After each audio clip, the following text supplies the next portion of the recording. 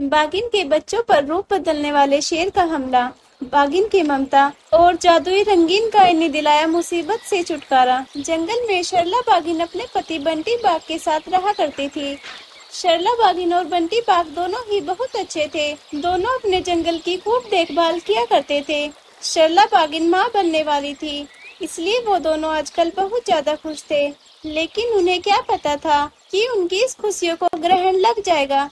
एक दिन जब बाघ शर्ला बागिन के लिए जंगल में खाना लेने के लिए जाता है, तो वो वापस ही नहीं आता। रात हो जाती है और शर्ला बागिन बाघ के आने का इंतजार कर रही थी और उसकी तबीयत भी कुछ ठीक नहीं थी। लेकिन बाघ तो आधी रात होने पर भी वापस नहीं आता। उस रात बागिन 3 नन्हे बच्चों को जन्म देती है और उसके तीनों ही बच्चे कुछ ज्यादा ही खूबसूरत थे। बागिन का एक बच्चा नीले रंग का और दूसरा लाल रंग का और तीसरा बच्चा पीले रंग का होता है। बागिन इतने खूबसूरत और रंग बिरंगे बच्चों को पाकर बहुत खुश थी, लेकिन वह उदास भी बहुत थी क्योंकि बाघ अब तक भी जंगल से वापस नहीं आया था।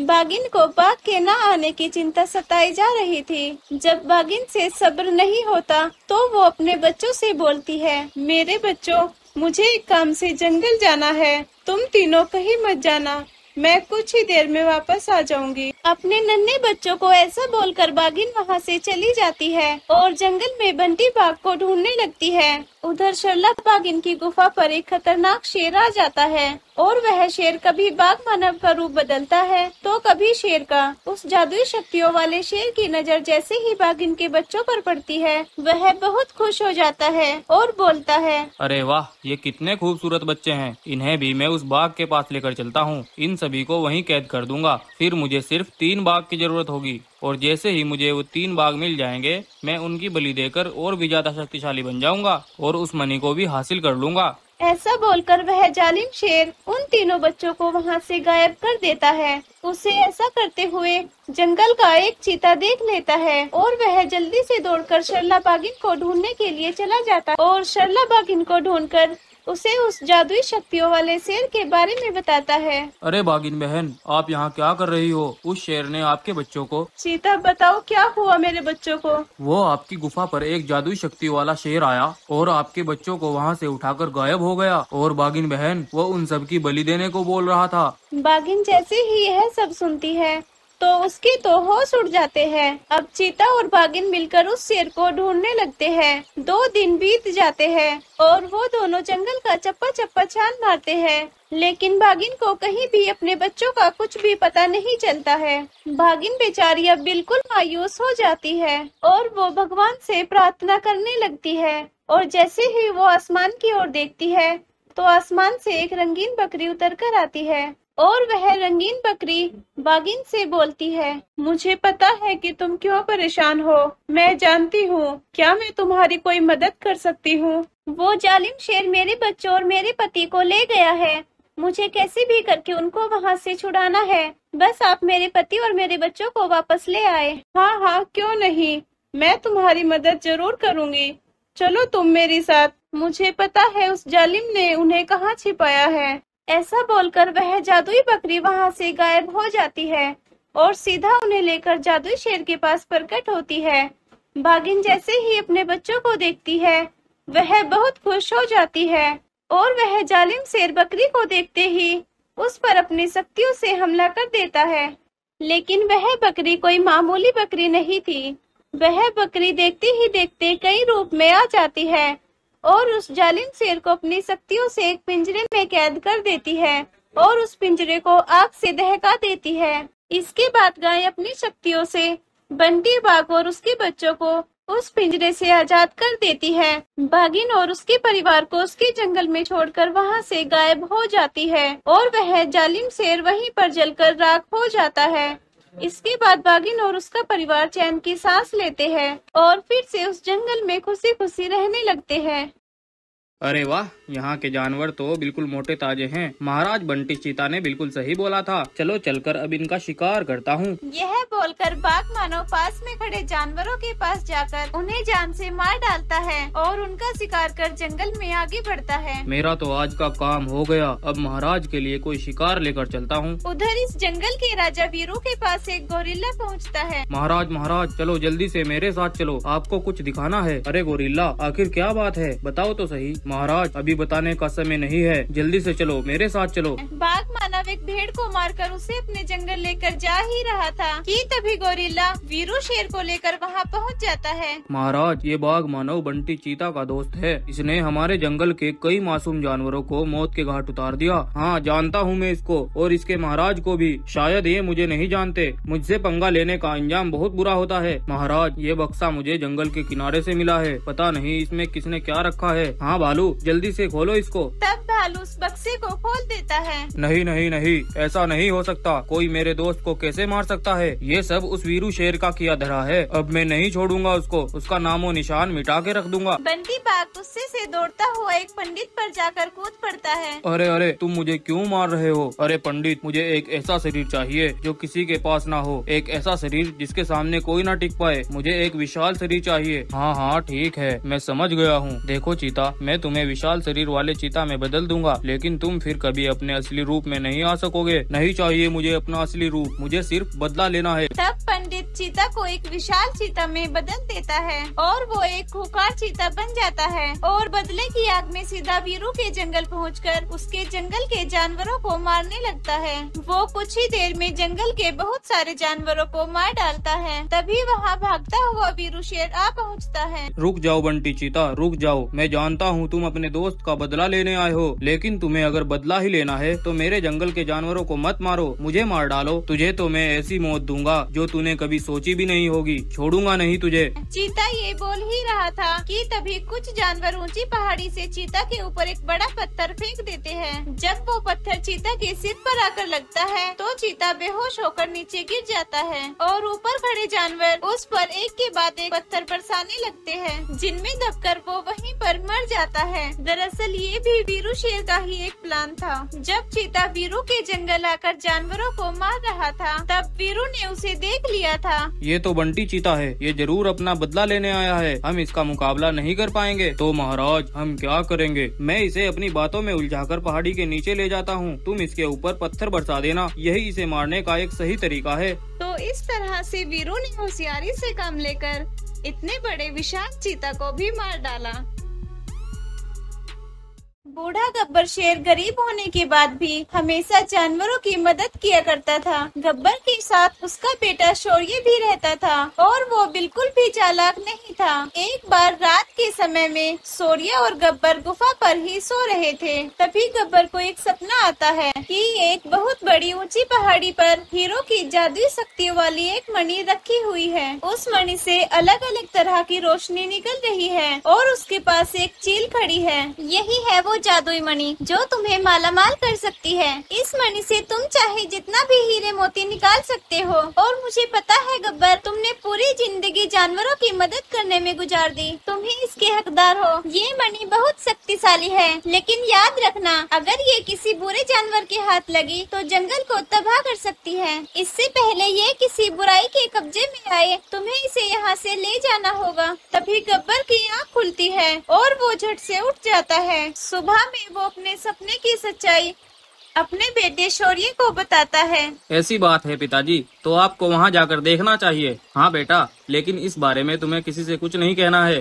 गब्बर अब उस जादुई मणि को खोजने के लिए निकल पड़ता है। इधर शौर्य अपने दोस्त बाघ के साथ जंगल की ताजी हवाओं का आनंद ले रहा था।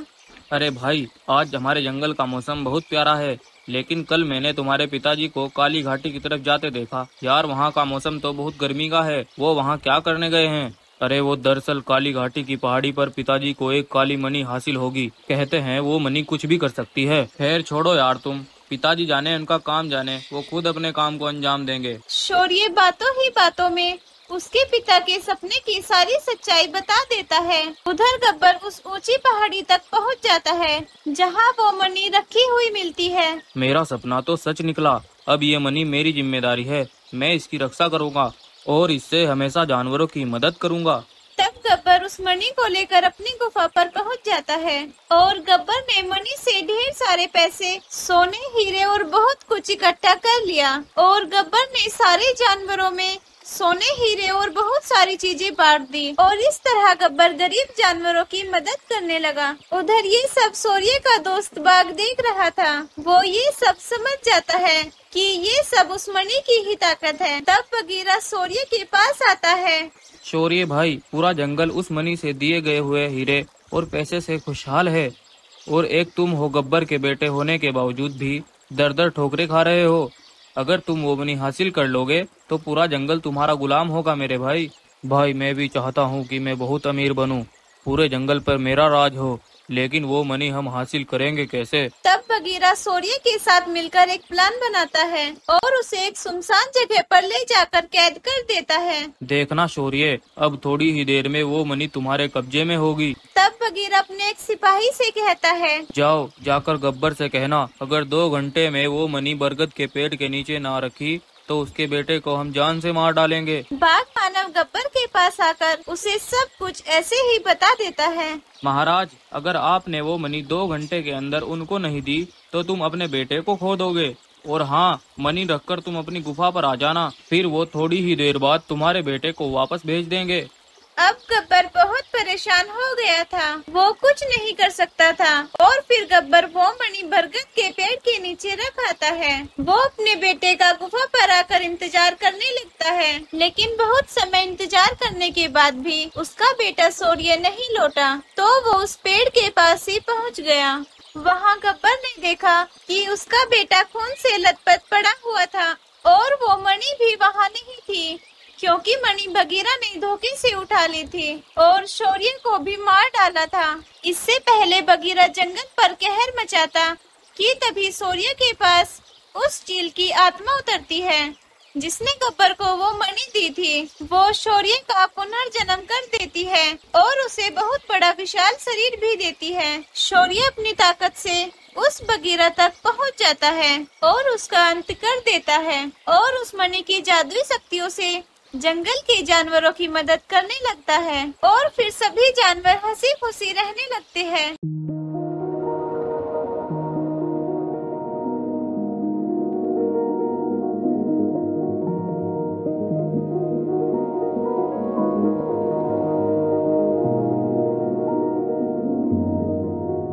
जंगल में कहीं से 2 रंगीन बाघ उतरते हैं और दोनों आपस में बातें करने लगते हैं। अरे सुनो भाई, मुझे लगता है वो सफेद शेर इसी जंगल में आया होगा। हमें कुछ भी करके उससे वो मणि छीननी होगी। लेकिन भाई, अगर हम उसे अपने असली रूप में दिख गए तो वो हमें पहचान लेगा। हमें पहले अपना शरीर एक साधारण शरीर में बदल लेना होगा। तब वो दोनों साधारण बाघ में बदलकर जंगल में आगे बढ़ते हैं और उस सफेद शेर को ढूंढने लगते हैं। दरअसल कुछ दिनों पहले इन रंगीन बाघों के जंगल में कहीं से एक शेर घुस आया था और मगरमच्छ के आंसू बहाता हुआ उन रंगीन बाघों के राजा कालिया शेर के पास पहुंच जाता है। अरे सुनो सुनो महाराज, मैं पिछले कई दिनों से ऐसे ही जंगल में भूखा घूम रहा हूँ। भूख के कारण मैं अब चल भी नहीं पा रहा हूँ। क्या मैं एक रात के लिए आपके जंगल में सो सकता हूँ? हाँ ठीक है भाई, तुम आज हमारे जंगल में सो सकते हो। तब वो सफेद शेर उनके जंगल में रुक जाता है। रात के समय उन रंगीन बाघों की शक्तियाँ एक मणि में इकट्ठी हो जाती है।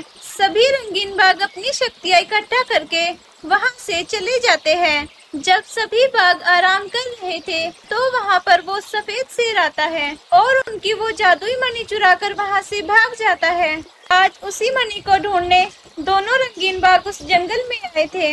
रात के समय में वो सफेद शेर उन दोनों को दिख जाता है। अरे वो देखो भाई, वो है वो सफेद शेर। जब ये सो जाएगा हम उस मणि को उठा लेंगे। फिर जब सफेद शेर सो जाता है तो वो दोनों जाकर उस मणि को उठा लेते हैं। लेकिन तभी सफेद शेर की भी आँख खुल जाती है। ओए, कौन हो तुम और यहाँ क्या कर रहे हो? और इस मणि को हाथ लगाने की तुम्हारी हिम्मत कैसे हुई? तब वो दोनों रंगीन बाघ अपने असली रूप में आ जाते हैं और उनको देखकर सफेद शेर जोर जोर से हंसने लगता है। हा हा हा हा, मैं जानता था कि तुम मेरे पीछे जरूर आओगे, इसीलिए मैंने इस नकली मणि को बाहर रख दिया था। मैं तुम सबको मारकर अपने पिता की मौत का बदला लेकर रहूंगा। तब सफेद शेर उन रंगीन बाघों को मणि की शक्तियों से जान से मार डालता है। दरअसल कुछ वर्ष पहले वृंदावन जंगल में शामू नाम का एक शेर सभी जानवरों के साथ खुशी से रहा करता था। शामू बहुत ही शक्तिशाली और ताकतवर था। शामू के अंदर बहुत सी शक्तियाँ थी जिनसे वो जानवरों की रक्षा किया करता था। शामू अपने बेटे सिम्बा शेर के साथ खुशी से रहा करता था, लेकिन उसी जंगल में कालिया नाम का एक शेर कुछ रंगीन बाघों के साथ रहा करता था। वो शामू की उन शक्तियों को छीनना चाहता था, लेकिन वो सभी बाघों के साथ मिलकर भी शामू का मुकाबला नहीं कर सकता था। कालिया शामू के पीछे तो उसे बहुत बुरा भला कहता था, लेकिन शामू के सामने बहुत अच्छा बनता था।